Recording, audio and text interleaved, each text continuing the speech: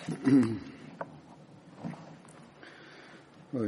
أن لا إله إلا الله وحده لا شريك له وأشهد أن محمدا عبده ورسوله أما بعد فأعوذ بالله من الشيطان الرجيم بسم الله الرحمن الرحيم الحمد لله رب العالمين الرحمن الرحيم مالك يوم الدين إياك نعبد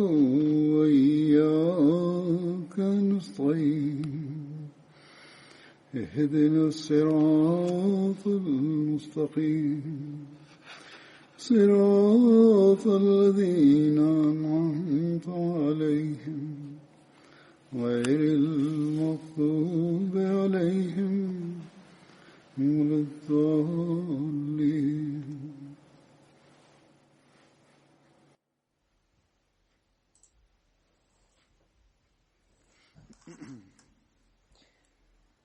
Saat ini saya akan menyampaikan berkenaan dengan beberapa almarhum yang telah wafat pada beberapa hari yang lalu.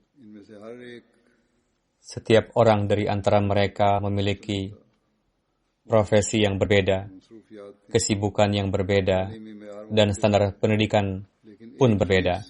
Akan tetapi ada satu hal yang sama, yakni mereka adalah orang-orang yang menunaikan janji baiat sesuai dengan kemampuan masing-masing untuk mendahulukan agama di atas dunia, menunaikan hak baiat terhadap Hadrat Masih Maud alaihi salam,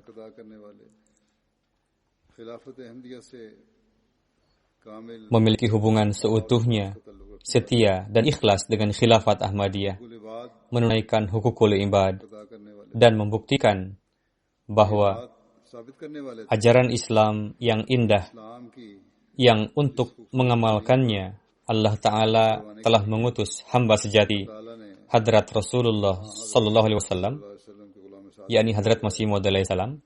Amalan nyata dari ajaran tersebut pada hakikatnya dijumpai di dalam diri mereka.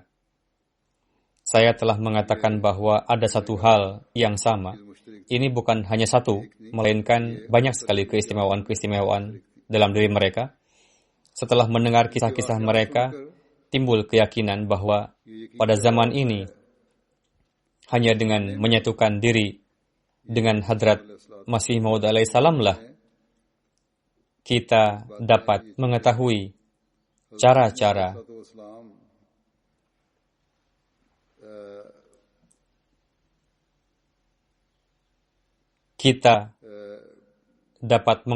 cara-cara untuk menciptakan jalinan hakiki di antara seorang hamba dan Allah Ta'ala, dan didapatkannya dan memperoleh keyakinan sempurna bahwa Allah Ta'ala Maha Hidup dan memperoleh standar tinggi untuk tetap ridho di atas kehendaknya.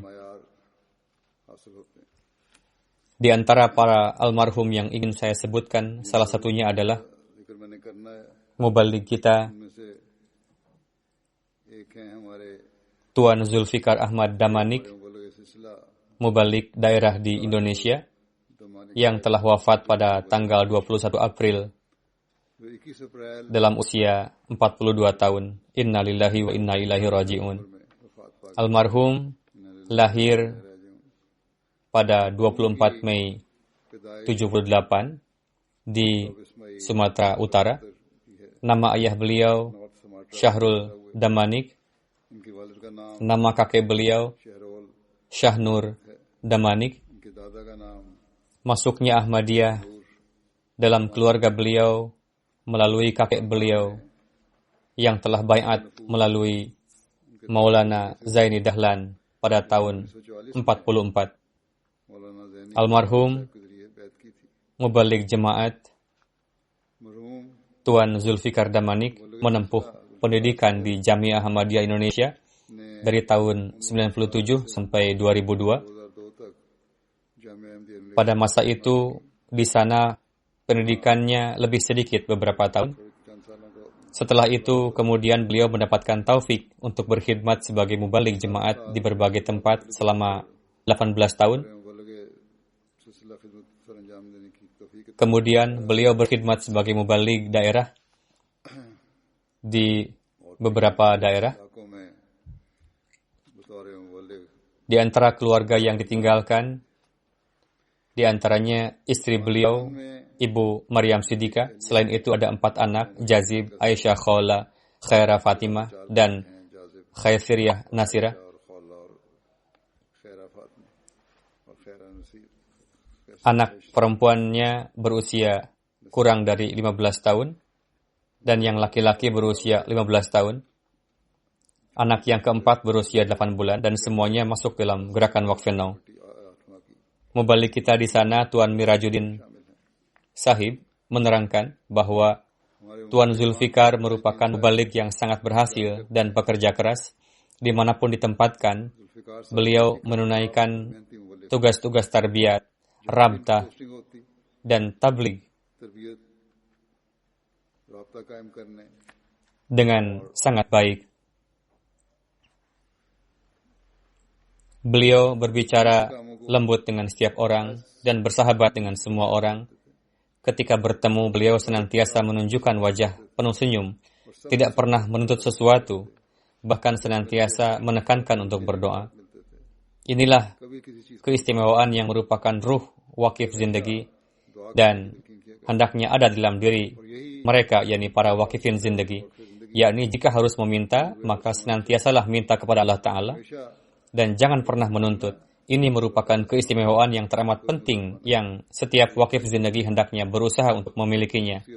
Dengan karunia Allah Ta'ala, beliau termasuk di antara para mubalik yang mendapatkan taufik untuk banyak membaiatkan dalam jumlah besar, dan karena itu beliau pun mendapatkan kesempatan datang ke Jalsah UK dengan di bawah pengaturan jemaat. निजाम के तहत Di lapangan beliau selalu bekerja dengan perencanaan yang baik, मिला 2018 में yang karenanya di setiap tempat beliau memperoleh keberhasilan. मौसूफ हमेशा अच्छी planning Begitu juga अंजाम देते थे Tuan Asif Muin, mubalik jemaat, menulis seraya menyebutkan kebaikan-kebaikan beliau. Beliau memiliki banyak sekali kebaikan, seorang yang sangat saleh, mukhlis, dan taat. उनकी खूबियों का जिक्र करते Pada hari-hari ketika sakit pun, beliau sakit dalam jangka waktu cukup lama. Beliau selalu mendahulukan penghormatan-penghormatan pada jemaat. के यहाँ में Tuan Asif mengatakan, बीमार थे number ketika almarhum bertugas sebagai mubalik daerah Riau, मरहूम जब भी saya pergi kepada beliau. ये कहते Tuan Asif mendapatkan taufik रियाव के रीजन में बतौर रीजनल मुबल्लिग काम कर रहे थे bekerja di bawah koordinasi beliau. कहते हैं कि मैं उनके पास गया ना आसफ साहब को उनके साथ काम करने की Almarhum menggerakkan dengan kepemimpinan sangat tinggi. तौफीक मिली Beliau menjalin rabtah yang kuat dengan pemerintahan dan berbagai institusi, yang karenanya beliau mendapatkan kesempatan berkali-kali untuk memberikan lecture di berbagai universitas. Selain itu, beliau pun banyak sekali menjalin rabtah dengan Lost Generation di daerah, lalu memperkenalkan kembali jemaat kepada mereka. सूबे में बहुत सारी Beliau menjadikan generation के साथ program seperti ini terus berjalan di daerah beliau. और पूरे Beliau mendapatkan taufik untuk mendirikan kembali jemaat Senggigi setelah kurang lebih 20 tahun. एक लोकल जमात Orang yang disebut sebagai Lost Generation di sana itu, untuk menjalin rabtah orang-orang itu, mereka, almarhum Pak Zulfikar dan tim, harus pergi ke pulau-pulau kecil dengan menggunakan perahu. Dari satu pulau ke pulau, sekitar 1,5 sampai 2 jam perjalanan. Meskipun sedang sakit, beliau tetap gigih dan mengatakan, selama di dalam diri saya ada kekuatan untuk berkhidmat, saya akan terus berkhidmat hingga nafas terakhir. Hasil dari perjalanan tersebut, dengan karunia Allah Ta'ala, 4 keluarga kembali dalam pangkuan jemaat. आखिरी दम तक Karena करता रहूंगा dialisis beliau menjalani pengobatan di rumah sakit. Dalam kondisi itu pun, beliau hadir dalam acara-acara jemaat, dan seorang khudam di sana bertanya kepada beliau, mengapa Anda begitu bersusah payah datang ke sana? Beliau menjawab kepadanya, sepanjang masih ada nyawa dalam diri saya akan terus berusaha untuk hadir dalam semua program jemaat. Meskipun saya sakit, tetapi saya berkeinginan untuk senantiasa terus sibuk dalam tugas-tugas pengkhidmatan terhadap agama. Inilah gejolak semangat wakif zindagi yang hendaknya ada dalam diri setiap wakifin zindagi, bukan malah menunjukkan kekhawatiran seperti yang ditunjukkan sebagian orang hanya karena perkara yang tidak seberapa. Demikian pula Tuan Yosnefil Muzaffar Mubalik Jemaat menulis, saya mendapatkan kesempatan belajar bersama beliau jamiah. Terakhir kali berjumpa di Kadian dengan beliau, yakni kami berangkat ke Kadian bersama beliau pada tahun 2019. Beliau mengatakan, Allah Ta'ala telah menganugerahkan taufik untuk umrah ke Baitullah dan kesempatan untuk bermulakat dengan khalifah pun telah diperoleh. Kini tinggal keinginan saya untuk berziarah ke Kadian. Oleh karena itulah Allah Ta'ala pun dengan karunia-Nya telah menyempurnakan keinginan beliau dan beliau mendapatkan kesempatan untuk ziarah ke Kadian. Tahun ini tidak ada jalsah di Kadian, tetapi orang-orang ini telah sampai sebelum adanya larangan. Demikianlah mereka mendapatkan kesempatan untuk beribadah secara bebas di sana. Tuan Mubalik ini menulis, karena musim yang ekstrim dan dingin yang sangat di Kadian, kesehatan beliau sangat memburuk dan karenanya beliau terpaksa harus pulang cepat ke Indonesia. Tetapi dalam kondisi yang kritis seperti itu pun, iradah baik beliau telah terpenuhi. Demikianlah, beliau mendirikan salat di Baitul Doa dan Masjid Mubarak dan memperoleh kesempatan untuk berdoa. Dengan menempatkan beliau di kursi roda, saya pun membawa beliau berziarah ke Bahishti Maqbarah.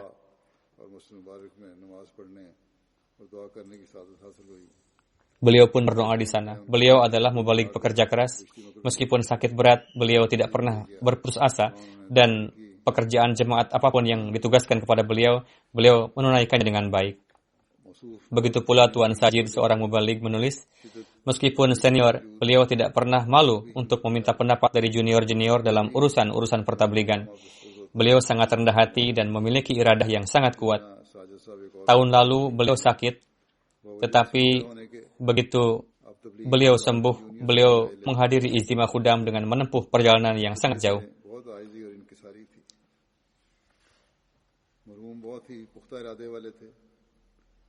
Tuan Basuki Sahib, seorang mubalik, menulis, dalam 3 tahun terakhir, sejak saya ditempatkan di kantor misi dan sering menghubungi para mubaligin yang bekerja di lapangan terkait dengan program-program pertabligan, saya melihat beliau bekerja dengan sangat baik dalam membuat program tablig. Dan untuk mensukseskan program-program tablig, beliau melakukan pengaturan para da'i dan mubalik lokal dengan cara yang baik dan dengan mahir. Beliau senantiasa mengatakan kepada saya, jumlah angka yang bai'at hendaknya terus diupdate agar para da'i yang bekerja di lapangan terus termotivasi. Dan cara ini, yakni jika jumlah angka yang bai'at diperlihatkan dan diberitahukan kepada para da'i, kemudian mereka terus ditanya. Dengan cara demikian, para da'i tetap aktif dan para mubayyin pun dapat disertakan dalam nizam-nizam lainnya. Tuan Sarmad Mubalik Silsilah mengatakan, semangat bertablik beliau sungguh kuat. Ketika kami ingin membuka lahan-lahan pertabligan di daerah Sumut 2, mulai dari cabang Piara Hulu, Buntu Pane sampai ke Sosa dan perbatasan Sumut dan Riau, beliau menyusun pos-pos pertabligan dengan penuh semangat dan optimisme. Dan tim tablig dengan program tersebut sempat berjalan beberapa kali karena waktu itu terkendala dengan dana, program tersebut terkendala. Tetapi hasil dari program tersebut muncul dan kebanyakan mubayyin di daerah tersebut berasal dari sana. Beliau selalu mengatakan, jangan pernah putus asa Karena tugas kita adalah bertabligh dan menanam benih, इनकी इस मुहिम bisa saja panen dan buahnya menjadi bagian yang lain. अक्सर उन नौवाइन Bagaimanapun, beliau adalah seorang yang bertekad kuat dan orang yang menunaikan wakafnya dengan setia. कभी मायूस नहीं होना Semoga Allah Ta'ala meninggikan derajat beliau. करना और बीज लगाना है हो सकता है कि time Beliau telah memenuhi janji bayatnya, begitu juga janji wakaf telah beliau penuhi dengan indahnya. वफा के साथ अपना वक्त निभाने वाले थे Semoga Allah Ta'ala meninggikan derajat beliau. Semoga Allah Ta'ala menjaga istri dan putra-putri beliau dan menjadi pencukup bagi beliau, bagi mereka. वक्फ के अहद को भी Almarhum kedua के साथ निभाया yang akan saya sampaikan ताला इनके रजातुल्लाह फरमाता है bernama इनकी अहलिया और इनके बच्चों को अपनी हिफाजत में Dr. Pir Muhammad Nakiyuddin Sahib dari Islamabad, Pakistan, दूसरे wafat pada मरहूम tanggal 18 April. जिनका मैंने जिक्र करना है वो हैं Inna lillahi wa inna ilaihi raji'un. Doctor पीर मोहम्मद लकीउद्दीन साहब इस्लामाबाद पाकिस्तान के Seminggu atau 10 hari sebelum kewafatan, mulai nampak gejala virus corona dalam tubuh beliau. Lalu beliau dibawa ke rumah sakit. वो इन्ना इलाही राजिऊन Awalnya tabiat beliau mulai stabil, namun pada tanggal 18 kesehatan beliau menurun kembali कबल sehingga कोई corona virus dipindahkan ke ICU. जाहिर होना शुरू हुई Namun sekitar sore harinya beliau menghembuskan nafas terakhir. पहले तो इनकी तबीयत स्टेबल होने Di antara keluarga yang ditinggalkan, selain istri, terdapat 1 putra dan 4 putri. Kesemuanya sudah menikah dan tinggal di rumahnya masing-masing. शाम को ये अल्लाह ताला के हुजूर हाजिर हो गए Leluhur beliau dari garis kakek maupun nenek, semuanya adalah keturunan sahabat Hadrat Masih Maud alaihi salam. शादीशुदा हैं और अपने अपने घरों में आबाद हैं Jika dirunut ke atas, silsilah garis leluhur beliau bertemu dengan Hadrat Sufi Ahmad Jan Sahib. Kakek beliau dari garis ayah bernama Hadrat Fir Mazharul Haq dan dari garis ibu bernama Hadrat Master Nazir Hussain Sahib. Keduanya meraih kemuliaan termasuk ke dalam sahabat besar Hadrat Masih Maud alaihi salam. Hadrat Pir Mazharul Haq Sahib mendapatkan kemuliaan sebagai teman sekelas Hadrat Muslim Maud di Madrasah Ahmadiyah. हज़रत मसीह मौद Ketika kecil, beliau hijrah dari Ludhiana ke Qadian dan lebih kurang selama 6 bulan. Pir Mazharul Haq Sahib dan lain-lain mendapatkan kehormatan untuk tinggal di rumah Hadrat Masih Maud alaihi salam. लुधियाने से Ibunda almarhum adalah यहाँ आए cucu dari Hakim Muhammad Hussain Sahib Marham Isa. ये पीर मज़हब साहब वगैरह Pada tahun 47, हज़रत अक़दस मसीह मौद अलैहि सलाम ketika perpisahan India-Pakistan, pada saat beliau berusia sekitar 1 tahun, yakni lahir tahun 46, sehingga usia beliau terhitung 74 tahun, beliau bersama keluarga hijrah dari Qadian ke Lahore pada awalnya, lalu pindah lagi ke Malaysia, Kabupaten Wahari. Pada tahun 47, beliau mendapatkan gelar MBBS dari Nashtar Medical College. Pada tahun 75 atau 76 pindah ke Islamabad. Beliau mendapatkan pekerjaan di rumah sakit poliklinik negeri. Setelah cukup lama mengabdi di sana, beliau tinggalkan pekerjaan itu, lalu pergi ke Iran. Beliau bekerja 2-3 tahun di sana, lalu kembali ke Pakistan. Di Islamabad, beliau membuka klinik pribadi dan menjalankan kliniknya tersebut sejak 25 atau 30 tahun yang lalu. Dengan karunia Allah Ta'ala sangat sukses, beliau sangat menghormati orang-orang miskin. Amir Jemaat Islamabad, Dr. Abdul Bari Sahib menulis, almarhum lebih dari 12 tahun berkhidmat sebagai qazi di Jemaat Islamabad. Putusan yang beliau berikan selalunya bersandar pada Al-Quran dan Sunnah, sehingga memberikan kepuasan pada kedua belah pihak. Almarhum memiliki akhlak mulia, rendah hati, penyayang, penolong orang miskin, dan merupakan figur yang dicintai orang-orang, menebar senyuman kepada semua orang yang bertemu. Beliau berprofesi sebagai dokter. Untuk itu beliau siang malam sibuk mengkhidmati umat manusia. Klinik beliau senantiasa terbuka lebar bagi para pasien miskin dan membutuhkan di kalangan jemaat. Seringnya beliau memberikan pengobatan gratis kepada mereka. Tidak terbatas bagi para Ahmadi saja, bagi para pasien non-Ahmadi pun, hati dan klinik beliau senantiasa terbuka lebar. Beliau adalah wujud yang memberikan manfaat bagi umat manusia. Pergaulan beliau sangat luas di antaranya banyak sekali gairah Ahmadi. Allah Ta'ala juga menganugerahkan kuwat bayan, yakni kemahiran dalam menjelaskan pada beliau dan tidak membiarkan kesempatan untuk menyampaikan pesan kebenaran kepada kawan-kawan gairah Ahmadi. Dalam kondisi seperti saat ini pun beliau tetap bertabligh. Almarhum menuturkan kepada Dr. Sahib, bahwa pada tahun 70 setelah lulus ujian MBBS, lalu saya pergi menjumpai kakek saya, Hadrat Pir Mazharul Haq Sahib di Rabuah. Almarhum menyampaikan kabar suka kepada sang kakek, mengatakan, saya merupakan pemuda pertama dalam keluarga yang akan menjadi dokter. Mendengar itu, kakek sangat bahagia. Selain memberikan nasihat lain-lain kepada saya, kakek beliau menasihatkan kepada beliau, supaya selain mengobati, doakanlah juga pasien, karena Hadrat Masih Maud Islam bersabda, tabib yang tidak mendoakan pasiennya dan hanya meyakini pengobatannya saja, sebenarnya dapat menyebabkan syirik. Almarhum mengatakan, saya berprofesi sebagai dokter sudah 50 tahun, dan selama itu saya mengamalkan nasihat kakek saya, dan tidak hanya memberikan tarif murah, saya juga bersikap penuh simpati kepada para pasien. Bahkan tanpa jeda, setiap hari melaksanakan salat nafal 2 rakaat dan mendoakan para pasien. Inilah cara-cara yang hendaknya ditempuh oleh para tabib dan dokter kita. Jangan hanya mengandalkan kemahiran dalam bidangnya saja, jangan hanya yakin pada obat-obatan saja, melainkan selain bersikap penuh simpati kepada pasien, pastikanlah untuk selalu mendoakan mereka. Akan jauh lebih baik lagi jika dapat melaksanakan salat nafal. Istri almarhum, Uzmah Naqi Sahibah, menuturkan, suami saya sangat mukhlis dan Ahmadi yang taat. Beliau sangat tergila-gila dengan tabligh. Selama hidup, beliau telah banyak membaiatkan banyak orang. Beliau juga telah membuat banyak orang meyakini kebenaran jemaat, yakni banyak orang yang tidak baiat dikarenakan takut, namun sekurang-kurangnya mereka telah diyakinkan mengenai kebenaran jemaat dan membuat mereka kehabisan dalil. Setelah itu hubungan dengan mereka baik, dan itu pun disebabkan oleh sikap simpatik almarhum kepada para pasien. Beliau juga melaksanakan 2 rakaat nafal untuk para pasien. Disebabkan karena rasa simpatik itu, almarhum Dr. Sahib selalu pergi ke klinik walaupun virus corona tengah mewabah, berfikiran supaya jangan sampai pasiennya sedih.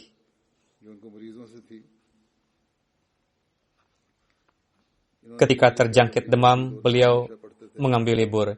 Satu keistimewaan beliau yang luar biasa adalah selain mengecek pasien dengan penuh simpati dan mendoakannya, almarhum juga merupakan seorang putra yang sangat taat pada orang tua dan suami teladan, dan seorang ayah yang penuh cinta kasih.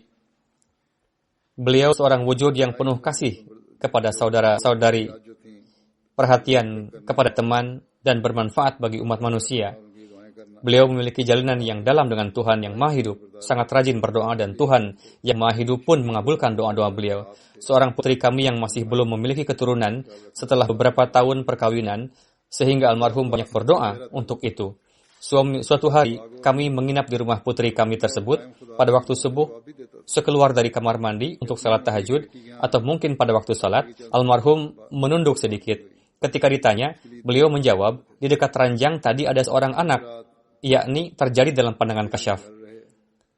Menurut penuturan lainnya, juga beliau melihat seorang anak dalam pandangan kasyaf. Anak itu berada di atas ranjang.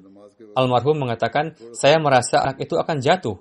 Karena itu, saya menundukkan badan untuk menyangga anak tersebut. Beberapa waktu setelah kejadian tersebut, Allah Ta'ala memberikan karunia dengan memberikan anak laki-laki kepada putri beliau itu. Padahal dokter yang menangani pun tidak begitu berharap. Semoga Allah Ta'ala menjadikan anak tersebut anak yang saleh dan pengkhidmat agama. Keponakan yang juga menantu beliau, Arsyad Ijaz Sahib, menuturkan, almarhum merupakan paman tertua saya.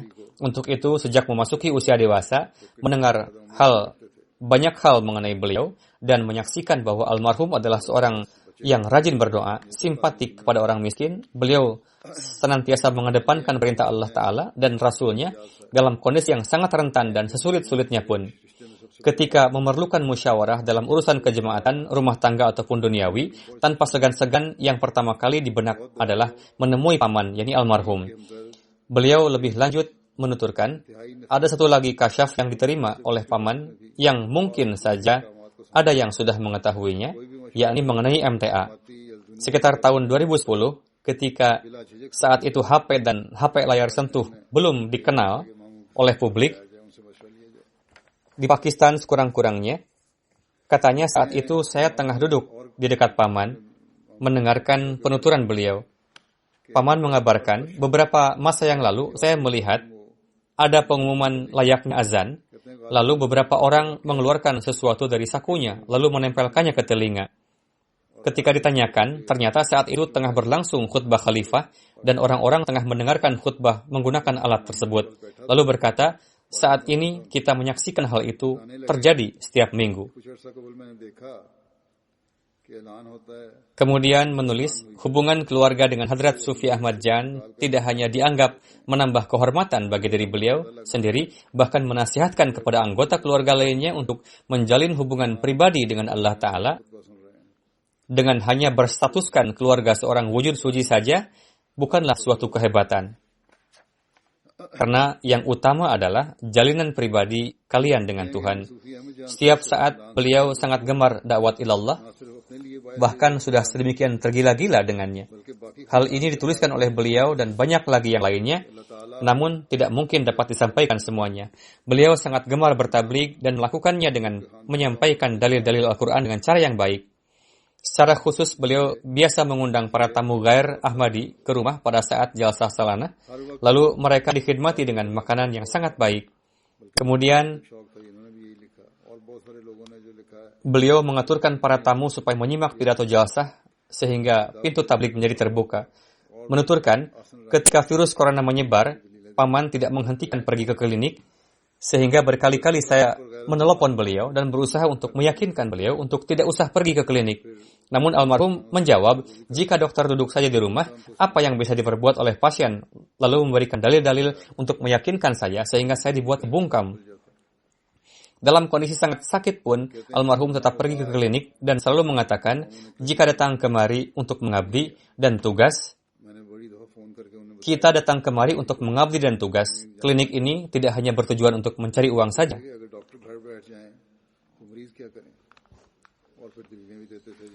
Putri beliau, Nurin Aisyah Nuruddin, menuturkan, beliau adalah seorang ayah yang penuh kasih sayang dan rajin berdoa. Dalam segala urusan, beliau selalu menasihatkan kami untuk berdoa dan menjalin hubungan pribadi dengan Allah Ta'ala. Dalam masalah apapun, beliau mengatakan, berdoalah dan ayah pun akan mendoakan. Lalu beliau memohon petunjuk dari Allah Ta'ala dan mengabarkan kepada kami bahwa beliau melihat mimpi begini atau Allah Ta'ala mengabarkan demikian. Sesuai profesi, beliau mengobati ribuan orang dan juga memberikan pengobatan dan pengawasan secara gratis kepada ribuan orang. Beliau begitu rupa murahnya tarif yang beliau tetapkan sehingga pasien beliau mayoritas adalah orang-orang yang miskin. Kemudian menulis, ayah saya merupakan Al-Quran berjalan. Jika kami menanyakan petunjuk Al-Quran dalam hal apapun kepada beliau, pertama-tama beliau bacakan ayatnya secara lisan, lalu menjelaskan terjemahnya dan menerangkan kepada kami. Sedemikian rupa beliau mencintai khilafat sehingga seketika khutbah akan mulai untuk 1 jam, beliau langsung mempersiapkan alat-alatnya supaya orang lain pun datang ke rumah kami untuk menonton khutbah. Disebabkan karena kecintaan kepada khilafat tersebut, beliau mengundang para Ahmadi untuk menyimak pidato penutupan pada kesempatan jalsah salanah. Beliau menampilkan prosesi baiat internasional. Seiring dengan memperlihatkan prosesi jalsah, beliau pun menyuguhkan berbagai hidangan dan mengatakan bahwa para tamu ini adalah tamu Hadrat Masih Maud alaihissalam. Putri beliau, Wardah Sahibah, menuturkan, sejak kecil beliau menanamkan kebiasaan dalam diri kami untuk salat, membaca Al-Quran, puasa, membayar candah tepat pada waktunya, dan juga bersedekah. Ketika kami bersaudara mencari jodoh, beliau hanya melihat sisi agamanya dari calon pendamping kami, tidak memperdulikan sisi duniawinya, dan sejak kecil mengajarkan kepada kami bahwa setiap keinginan tidak segera dapat terpenuhi, untuk itu hendaknya tanamkan sifat sabar dan berdoa.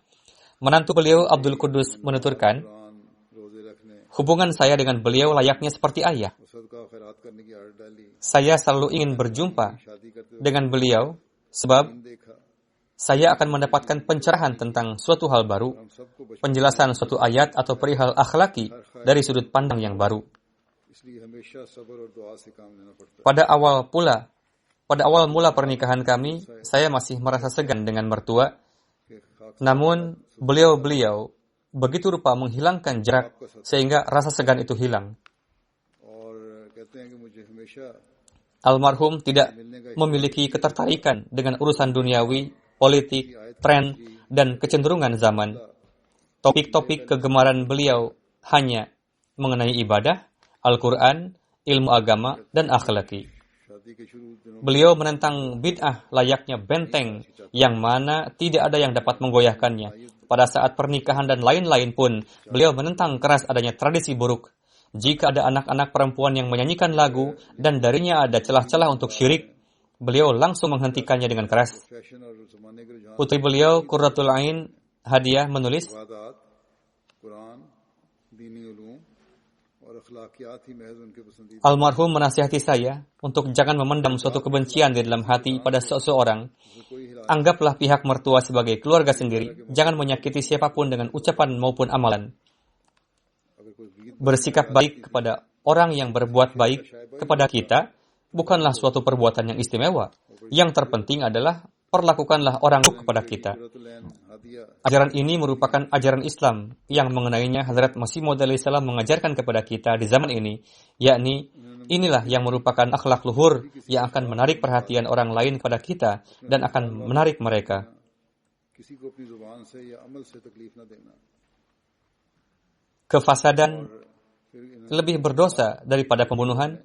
Untuk itu, demi untuk menghentikan kefasadan, hendaknya tempuhlah kehinaan layaknya pendusta, बुरे के साथ भी meskipun kalian dalam posisi yang benar. नहीं है Ini merupakan nasihat mulia yang diajarkan oleh Hazrat Masih Maud alaihissalam kepada kita. सामने Dan inilah nasihat yang jika terus diajarkan oleh para orang tua kepada anaknya, maka dapat tercipta satu lingkungan yang indah.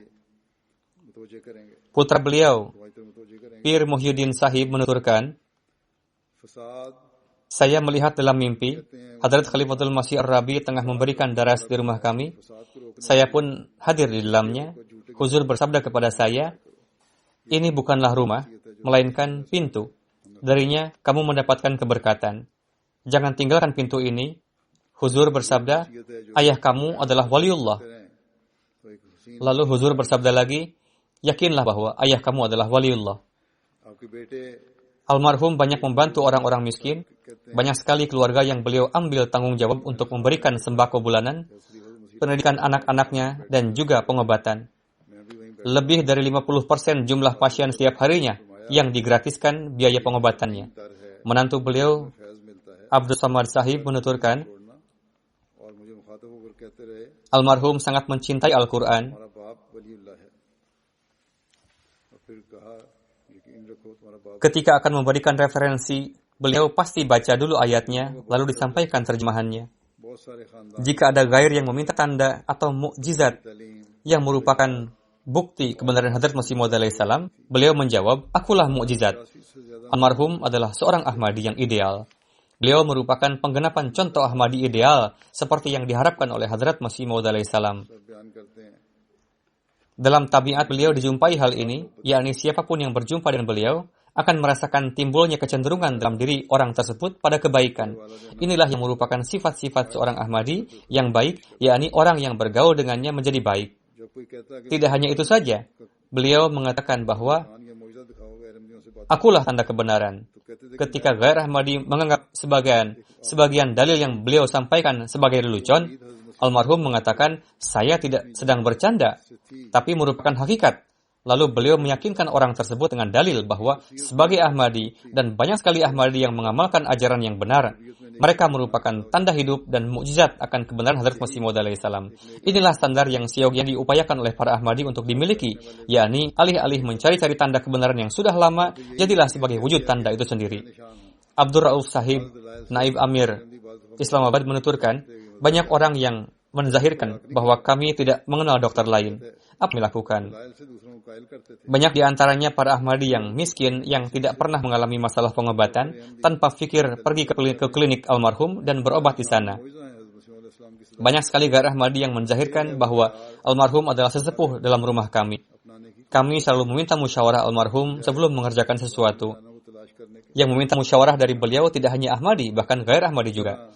Sebagian permasalahan atau perselisihan dalam keluarga gair Ahmadi yang diselesaikan oleh almarhum. कई लोगों ने इस बात का Karena klinik beliau sudah हम तो किसी ada di daerah tersebut sejak sekitar 40 tahun lebih lalu, जमात के ऐसे yang mana sebelumnya ayah mereka lalu anak keturunannya datang ke klinik. Clinic पहुंच जाते Almarhum menceritakan kepada saya mengenai kisah banyak orang. की है Sebagian gair Ahmadi घर के बड़ों बड़े mewasiatkan kepada anak-anaknya sebelum kewafatannya untuk meminta penyelesaian permasalahan atau perseteruan keluarga kepada almarhum Dr. Sahib. जमात families Kemudian menulis, pada tahun 2019 lalu, Jumat terakhir pada bulan Juni, क्योंकि जिस setelah melaksanakan ibadah Jumat, almarhum datang ke kantor saya. Setelah menutup pintu berkata, saya ingin menceritakan sesuatu kepadamu, dan hal ini hanya diketahui oleh istri saya saja. 4 hari lalu, saya bermimpi tengah berada dalam suatu medan peperangan di mana mayat-mayat bergelimpangan. Doctor साहब ने Saya berdiri di antara para syuhada itu dan berpikir, kenapa saya tidak termasuk ke dalam orang yang syahid ini? Lalu terdengar suara Hadrat Masih Maud alaihissalam bersabda, barang siapa yang terkena 5 luka, berarti ia syahid. Lalu saya melihat ke belakang, terdapat Hadrat Masih Maud alaihissalam tengah berdiri di atas tempat tinggi layaknya seorang komandan pasukan. Lalu saya mulai menghitung luka-luka saya, yakni 3 luka yang sangat dalam di kaki, terdapat goretan-goretan ringan. Lalu mulailah saya memanjatkan istighfar yang banyak. Setelah itu, mata saya terbuka. Saya berpikir, apa maksud dari mimpi tersebut? Dengan hebatnya, वहाँ खड़ा हूँ dimasukkan ke dalam benak saya, pikiran akan canda supaya dilakukan perhitungan. इस्लाम की आवाज़ Saya telah melakukan kelalaian. 5 जख्म लगेंगे Ketika esok harinya saya bangun untuk melaksanakan salat subuh, timbul pemikiran hebat dalam benak saya bahwa saya masih belum melakukan perhitungan canda.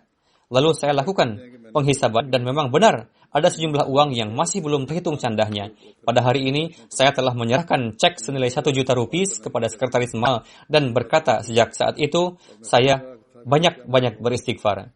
Kemudian beliau, Azizur Rahman Sahib, putra dari Mujibur Rahman Sahib Advocate, menuturkan, मेरे से सुस्ती हुई seiring अगले दिन सुबह की नमाज के लिए seringkali saya mendengar kisah masa kecil dan kehidupan beliau dalam kondisi yang mengkhawatirkan pun dengan karunia Allah Ta'ala disertai dengan doa ayahnya, beliau dapat menjadi dokter. Almarhum pernah menuturkan bahwa beliau pernah mengalami masa-masa di mana tidak ada uang untuk membeli kertas dan bekerja. Lalu almarhum mengumpulkan amplop bekas lalu membukanya dan digunakan untuk mencatat. Begitu juga ketika belajar di sekolah kampung, di sana tidak ada guru matematika. Untuk itu, beliau pergi ke kampung lain untuk mempelajari matematika dari gurunya. Setelah itu, beliau mengajarkan ilmu tersebut kepada kawan-kawan sekelas di kampung beliau. Ketika kecil, suatu hari setelah bermain bersama kakak beliau, kakak perempuan beliau, beliau tertidur tanpa melakukan salat isya. ऐसा वक्त भी देखा है Kisah ini menarik, कागज खरीदने के लिए काम करने के लिए bagaimana नहीं होती थी kebiasaan जमा करके tercipta. Ketika ibu beliau membangunkan dan bertanya, kamu sudah salat? इसी तरह Beliau yang saat itu masih anak-anak menjawab sambil mata sayup, sudah. Lalu pada tengah malam, ibu beliau membangunkan beliau sambil menangis, वहाँ के उसाब के उस्ताद से kamu telah berbohong mengatakan bahwa kamu sudah salat. बच्चों को पढ़ाया Allah Ta'ala telah mengabarkan hal itu pada saya melalui kasyaf. नमाज Kemudian sejak saat itu, kami tidak pernah meninggalkan salat. Seperti itulah hendaknya makom para ibu Ahmadi, खेलते ईशा की नमाज अदा yakni terdapat kegelisahan dalam hal tarbiyat anak, salatnya anak, dan mendoakan anak-anak. Ketika berdoa dengan rintihan, Allah Ta'ala pun menampilkan pemandangannya kepada mereka bahwa kenyataannya anak-anakmu itu belum salat. Bangunkan mereka. की डॉक्टर साहब की आवाज़ Lalu ibunda beliau membangunkan mereka sambil menangis, yang mana hal itu sangat berpengaruh bagi mereka, almarhum dan kakak perempuan beliau. Sehingga semenjak saat itu sampai seumur hidup tidak pernah meninggalkan salat. Beliau sering menyampaikan rujukan dari Al-Quran.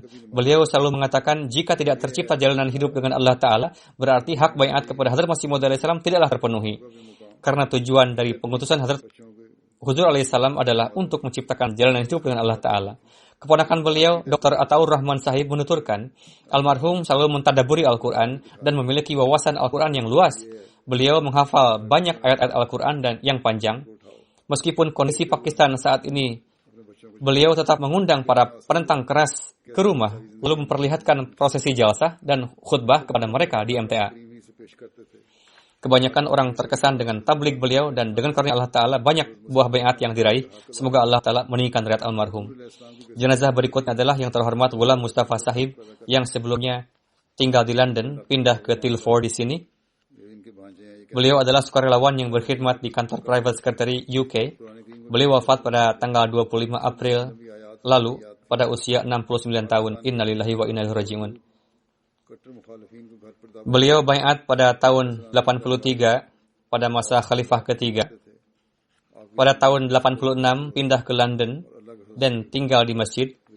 Setibanya beliau langsung menyampaikan permohonan wakaf. Sehubungan pendidikan beliau tidak tinggi sehingga karena itu mungkin wakaf beliau tidak diterima. Namun meskipun demikian, beliau terus bekerja layaknya seorang wakif zindagi. Sebelumnya ditugaskan di dapur, lalu dipindahkan ke kantor. Kemudian beliau memperluas bisnis pribadi beliau, sehingga Allah Ta'ala memberikan karunia kemajuan. Sebelumnya tangan beliau kosong, namun Allah Ta'ala mencurahkan keberkatan dalam bisnis beliau, sehingga mendapatkan taufik untuk dapat membeli beberapa properti. Selanjutnya, beliau mendapatkan taufik untuk dapat membuat properti. Demikian Allah Ta'ala memberikan keberkatan dalam usaha beliau dan beliau pun membelanjakannya sebagian untuk orang-orang yang membutuhkan dan jemaat. Namun, seperti yang saya katakan, beliau hidup seperti layaknya wakif zindagi, baik itu pada masa khalifah keempat dan juga masa saya, yakni ketika beliau ingin mengambil cuti untuk pergi ke suatu tempat atau luar negeri untuk tujuan bisnis atau untuk cuti panjang, beliau mengambil cuti secara resmi menyampaikan bahwa saya memohon izin cuti untuk pergi ke suatu tempat. Beliau bertugas layaknya seorang wakif zindagi dan selalu berkata, meskipun saya bukan resmi wakif zindagi, namun saya menganggap diri saya sebagai wakif.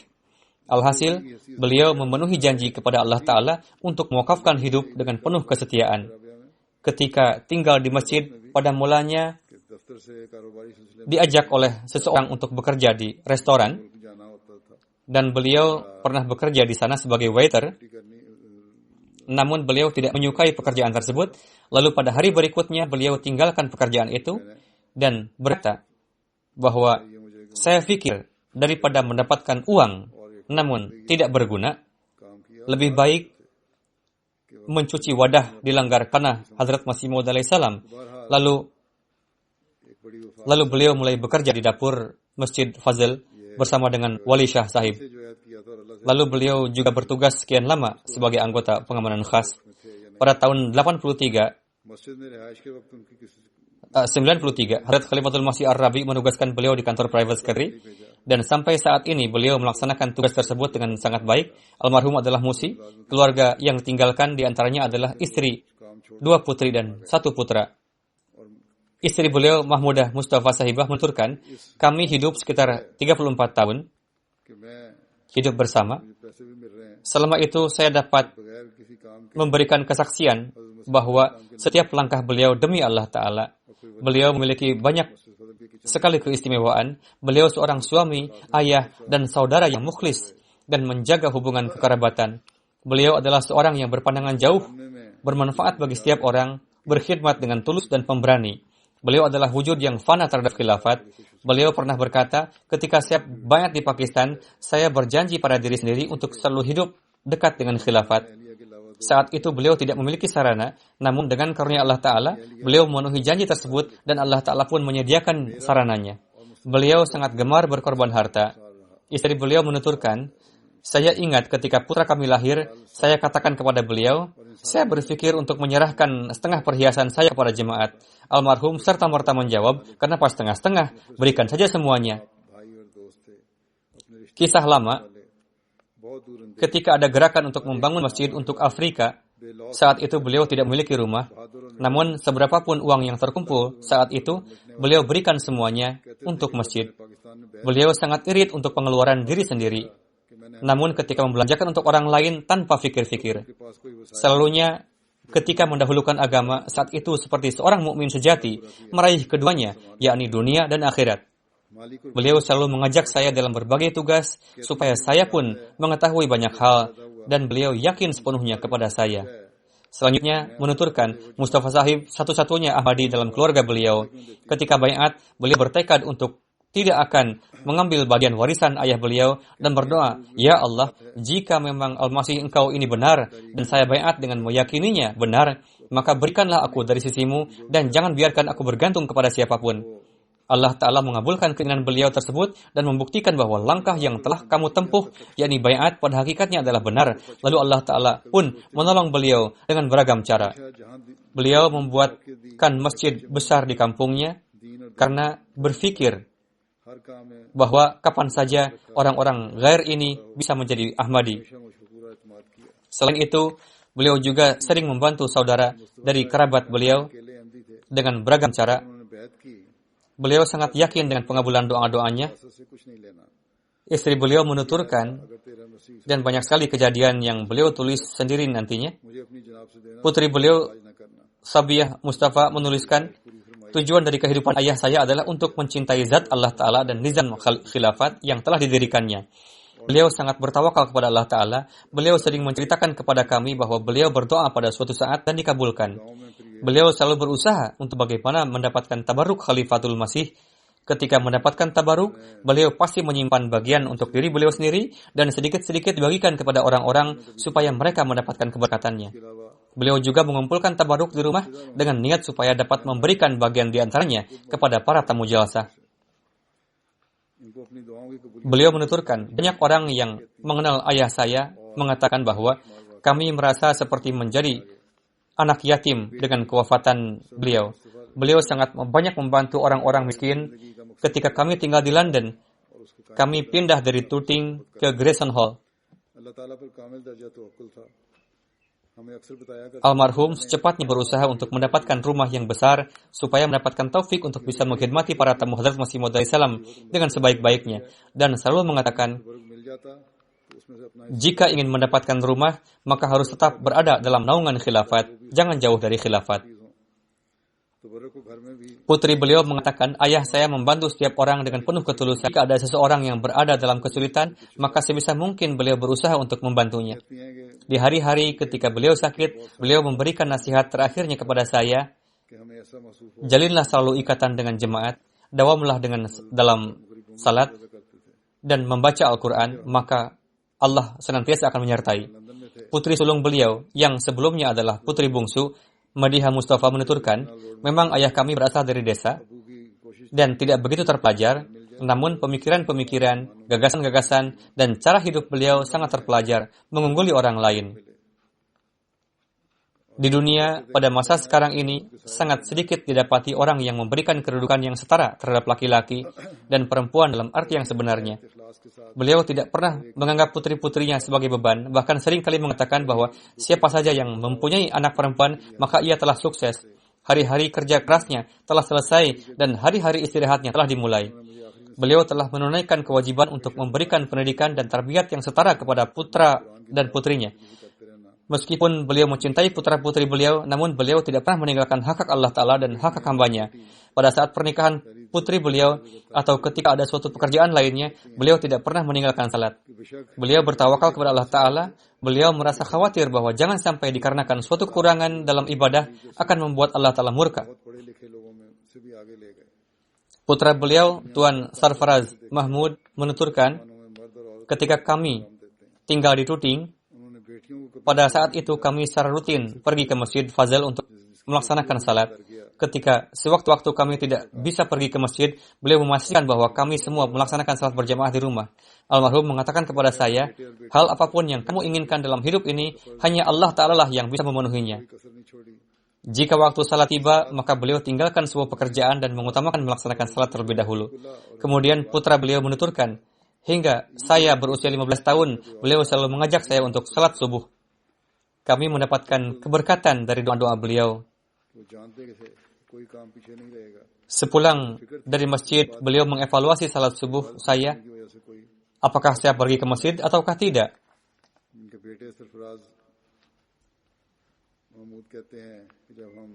Jika sedang malas, maka beliau akan mengatakan, ketidaksetiaan kepada Allah Ta'ala adalah semata-mata kerugian bagimu. Allah Ta'ala tidaklah memerlukan salat-salatmu. Setiap orang melaksanakan untuk faedah dirinya sendiri. Dikarenakan beliau sakit, kami memanggil ambulans. Waktu itu, beliau bernafas dengan sangat berat, namun dalam kondisi seperti itu pun, beliau melaksanakan salat dengan berdiri. Tidak sambil duduk dan berbaring. Ketika menuruni tangga untuk pergi ke rumah sakit, beliau berulang kali mengingatkan supaya kami selalu melaksanakan salat secara berjamaah dan tepat waktu. Beliau mengkhidmati tamu-tamu Hadrat Masih Maud alaihissalam dengan baik. Ketika kami mempunyai rumah yang besar, kami menampung kurang lebih 40 orang tamu jalsah. Ketika pindah ke dekat masjid, beliau mempunyai rumah yang kecil. Di sini pun menampung kurang lebih 25 tamu. Menampung 25 tamu adalah hal yang sulit, namun beliau melakukannya dengan senang hati. Saya pun beberapa kali menanyakan kepada beliau, beliau menjawab bahwa kami bisa dan kami akan berikan rumah untuk para tamu. Beliau selalu mengatakan, kalian harus selalu maju dalam agama dan dunia. Namun ingatlah, hal ini tidaklah mudah. Ketika kapanpun dihadapkan pada urusan-urusan dunia, maka utamakanlah agama di atas dunia. Inilah yang selalu beliau nasihatkan kepada putra-putri beliau. Beliau selalu menasihatkan kepada saya, semua milik kita adalah amanah dari Allah Ta'ala dan jemaat. Tugas kita adalah menjaganya dan kembangkanlah amanat ini dengan niat untuk memberikan manfaat bagi jemaat. Beliau selalu menasihatkan supaya jangan terlambat dalam membayar candah, dan beliau sendiri membayar candah pada tanggal 1 setiap bulan. Beliau mengatakan, janganlah beranggapan bahwa jemaat membutuhkan candah kita. Bahkan dengan membayar candah, kita akan menyerap nikmat-nikmat Allah Ta'ala. Ketika di hari-hari sakit beliau yang terakhir dipasangkan ventilator, sebelum beliau koma, kata-kata terakhir yang beliau ucapkan kepada saya adalah, Sarfaraz, tanggal 1 di bulan ini sudah lewat. Pergilah dan lihatlah di lemari, semua fail ada di sana. Perhitungan canda ayah tertulis di sebuah buku. Bayarkanlah seluruh canda ayah dan selalulah ingat nasihat ayah, yaitu bayarlah canda pada tanggal pertama di setiap bulan dan jangan melambat-lambatkannya. Mertua beliau, Tuan Karamatullah, mengatakan, yang tercinta Tuan Mustafa memperlakukan istrinya dengan sangat baik dan memperlakukan saya seperti layaknya ayah kandungnya sendiri. Tuan Mustafa menjalani seluruh hidupnya dengan beribadah kepada Allah Ta'ala dan mengkhidmati khilafat. Demikian juga menantu beliau, Tuan Bilal, menuturkan, beliau mengumpulkan fotokopi doa-doa Qurani dan sabda Hadrat Masih Maud alaihissalam, lalu membagikannya kepada saya, putra-putri beliau yang lain, dan juga para kerabat lainnya. Beliau meminta kami membacanya dan menghafalkan doa-doa Qurani tersebut. Saya melihat beliau meminta kopian daras yang disampaikan di Masjid Fazal dan membacakannya ulang di rumah kami. Beliau berikan itu kepada semua anaknya, kepada semuanya untuk dibaca, memfotonya dengan HP, lalu mengirimkannya kepada saudara-saudara Ahmadi lainnya dan putra-putri beliau. Setelah itu beliau menelepon mereka dan menanyakan apakah mereka telah membacanya ataukah belum. Seperti itu jugalah beliau melakukan tabligh. Beliau sangat menghormati tamu. Di hari-hari biasa ada saja orang yang beliau bawa ke rumah sebagai tamu, dan pada hari-hari jalsah 24 jam beliau mengantar jemput tamu dan selalu mengatakan kepada setiap orang, tidak perlu bertanya, anggaplah rumah sendiri dan datanglah. Beliau secara khusus sangat mengutamakan tamu Hadrat Masih Maud alaihissalam. Beliau selalu mengatakan bahwa pintu rumah beliau terbuka. Jika ada seseorang yang pada saat jalsah pernah tinggal di rumah beliau, lalu pada tahun berikutnya menginap di tempat lain, maka beliau merasa khawatir jangan-jangan ada suatu kekurangan dari beliau dalam hal penerimaan tamu, yang karenanya tamu tersebut tidak datang lagi. Kemudian jika mendapatkan kesempatan bertemu dengan tamu tersebut, maka beliau akan membawanya dengan paksa ke rumah beliau. Beliau mengatur pekerjaan-pekerjaan dan bisnis-bisnis dunia beliau sedemikian rupa supaya tidak menjadi penghalang untuk melaksanakan salat tepat waktu. Beliau meninggalkan pekerjaan-pekerjaan beliau dan pergi salat ke masjid. Demikian juga saudara ipar beliau, Tuan Chaudhry Sahil Ahmad, menuturkan, beliau adalah sosok yang begitu fana dalam 3 hal. Yang pertama adalah ibadah, yang kedua hubungan dengan khilafat, dan yang ketiga adalah pengkhidmatan terhadap tamu. Rumah almarhum pada hari-hari jalsah pun penuh oleh tamu-tamu Hadrat Masih Maud alaihissalam dan nampak seperti hostel. karyawan private secretary Tuan Aslam Khalid menuturkan, setiap hari saya bertemu dengan beliau di kantor. Beliau adalah sosok yang memiliki banyak kelebihan. Beliau selalu terdepan dalam kebaikan, membantu orang miskin, mengkhidmati tamu, unggul dalam pembayaran candah-candah, berusaha melakukan segala macam kebaikan. Beliau mengambil alih pekerjaan semua orang di kantor layaknya seseorang yang rakus, dan beliau mengerjakannya sendiri dengan penuh semangat. Beliau selalu mengatakan, ini adalah pekerjaan saya, ini adalah pekerjaan yang tepat dan saya merasa bahagia. Tuan Fahim Ahmad Bhatti, seorang sukarelawan di kantor private secretary, menuturkan, sejak tahun 92, beliau mulai bekerja di kantor. Pada masa itu, staf masih kurang. Beliau bekerja disiplin. Beliau adalah seorang karyawan yang setia dan berdedikasi. Sosok yang memiliki banyak kelebihan. Di antaranya kelebihan yang paling menonjol dan membuat iri adalah ketaatan terhadap khilafat dan senantiasa memohon petunjuk dari khalifah dalam hal yang sekecil-kecilnya pun. Allah Ta'ala memberikan kelapangan harta kepada beliau. Ketika membicarakan hal ini, beliau selalu mengatakan bahwa ini semua beliau dapatkan berkat bekerja di kantor ini. Dr. Tariq Bajwa Sahib menuturkan, saya bersahabat dengan almarhum sejak tahun 80 dan saya mendapatkan kesempatan melihat beliau dari dekat sejak beliau masuk jemaat hingga wafat. Beliau memiliki begitu banyak kelebihan, bertawakal kepada Allah Ta'ala dan seorang yang mencintai khilafat. Beliau datang ke Sind dan tinggal bersama salah seorang kerabat jauh beliau karena tengah menghadapi persidangan kasus lahan di Punjab. Beliau datang dari sana untuk menyelamatkan diri dari polisi. Singkatnya, beliau mengenal Ahmadiyah di sana dan hingga 3 tahun berturut-turut beliau ditabligi. Di masa-masa itu pun, beliau secara dawam mengumandangkan azan di masjid jemaat. Pada akhirnya, beliau segera baiat setelah melihat sebuah mimpi, yaitu Hazrat Khalifatul Masih As-Salis rahimahullah datang ke rumah beliau. Huzur tersenyum dan berkata bahwa diperlukan 2 orang khuddam. Kemudian Huzur memberikan isyarah kepada Tuan Salim dan almarhum, mengatakan, kamu dan satu lagi kamu, kemarilah. Setelah melihat mimpi tersebut, almarhum baiat. Sebelum baiat pun almarhum sudah biasa ikut serta dalam istima dan kegiatan jemaat lainnya. Setelah baiat, almarhum semakin meningkat dalam keikhlasan. Beliau menyimak khutbah-khutbah dan acara-acara tanya jawab dengan penuh perhatian. Beliau begitu percaya diri dan mengatakan untuk menghadapi para maulwi gair Ahmadi cukup saya saja. Tidak akan ada yang bisa berhadapan dengan saya. Beliau mendapatkan taufik untuk umrah beberapa kali dan pada tahun 2010 Allah telah menganugerahkan kepada beliau karunia untuk berhaji. Beliau juga mencintai Qadian. Beliau sering pergi ke sana. Beliau ingin mempunyai rumah di markaz. Beliau lalu membuat rumah di sana dan menyerahkannya kepada jemaat. Dr. Ibrahim Nasir Bhatti yang mengobati beliau mengatakan, saya tidak mengenal Tuan Ghulam Mustafa dalam waktu yang lama. Beliau memberikan konsultasi dan merawat almarhum di hari-hari sakit almarhum yang terakhir. Secara kebetulan beliau dokter di rumah sakit tersebut dan almarhum menjadi pasien beliau di sana. Tuan Dr. Ibrahim menuturkan, saya mendapatkan kesempatan merawat beliau pada saat sakitnya dan yang terakhir.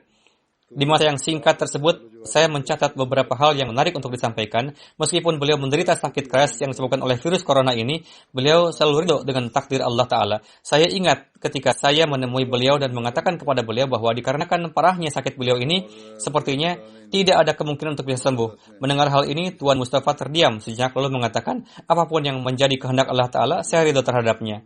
Tidak nampak kesedihan dan kegelisahan di wajah beliau. Beliau begitu tenang.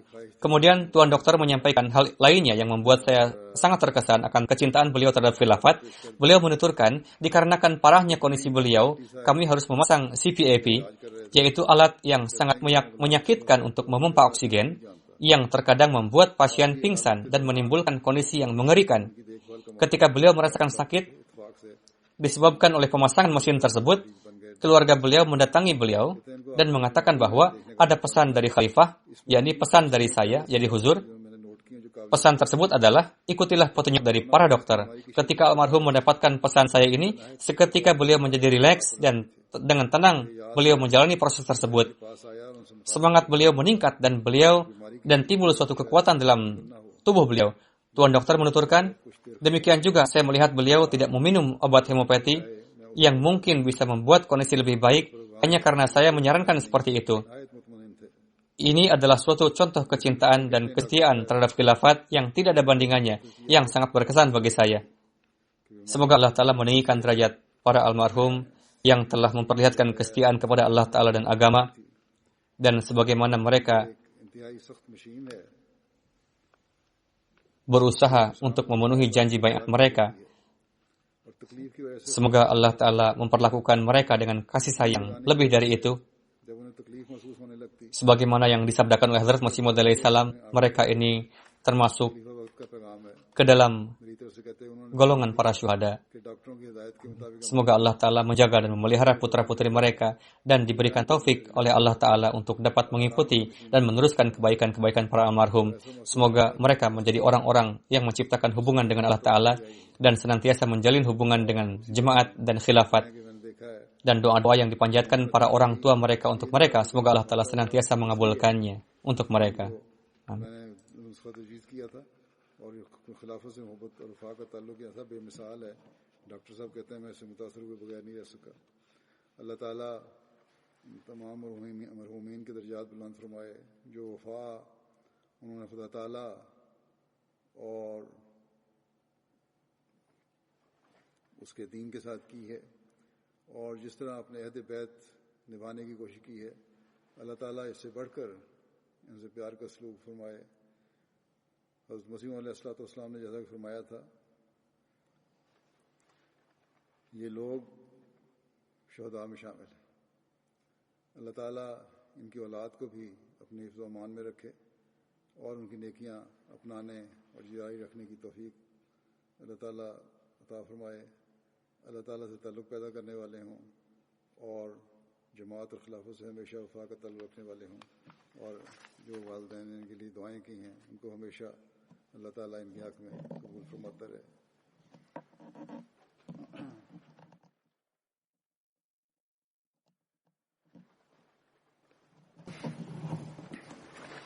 अल्हम्दुलिल्लाह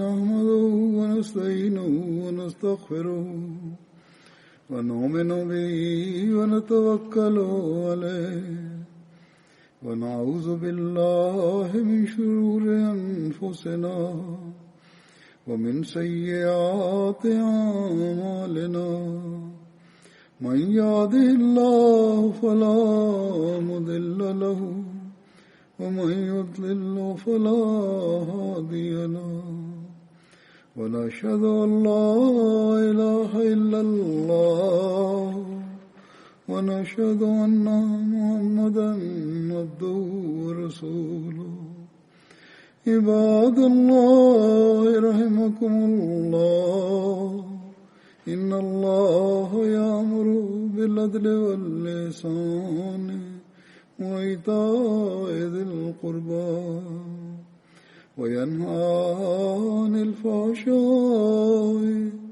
والمنكر والبغي يعظكم لعلكم تذكرون اذكروا الله يذكركم وادعوه يستجب لكم ولذكر الله أكبر